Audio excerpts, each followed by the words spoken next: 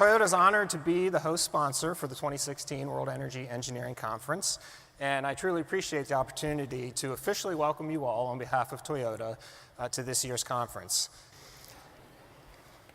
A sustainable future will really hinge on making dramatic shifts in the way that we do a lot of things, in the way that we produce our energy, in the way that we manufacture goods, in the way that we generate power, and in the way we power our vehicles.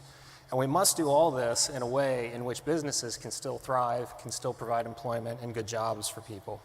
Everything's on the table, and the time for action is really now. People sitting in this room, all of you, are really the agents of the change that we need. As far as what Toyota is doing in this space, I'm going to leave that for my Friday remarks at the luncheon. But to just give you a little bit of a sneak peek, as we see it, the fundamental challenge ahead of us is really how to make the shift away from sole reliance on the traditional gasoline and diesel-powered internal combustion engines to powertrains that run on cleaner and more sustainable forms of energy. We've been powering our vehicles now for over 100 years the same way. Oil has been cheap and it has been plentiful. May or may not stay that way. Everybody seems to have their opinion.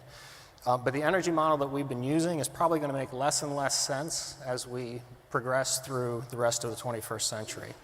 So up to this point, the primary response from automakers, including Toyota, has really been to find ways to make those gasoline and diesel-powered engines more efficient and with fewer emissions. And thanks to advances like catalytic converters, hybridization, lightweight materials, turbocharging, and other kind of more conventional options, we've made a lot of real progress.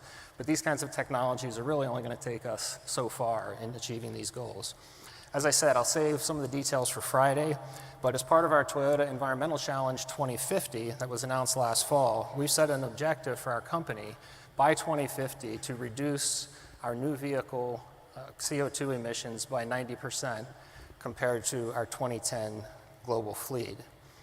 So achieving this goal is going to require certainly the development of next generation vehicles. It's also going to require a lot of collaboration and partnership with energy companies, with other auto companies, with the government. But just as importantly, it's going to require an accelerated acceptance of these new and advanced technologies by consumers. And as we've seen recently, this can be challenging when cheap oil is, well, cheap.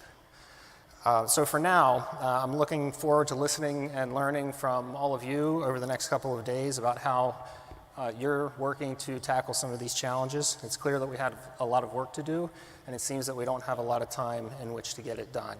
So once again, on behalf of Toyota, I want to welcome you to Washington. I want to welcome you to this year's conference, and I look forward to participating in some lively discussions over the next couple of days. Thank you.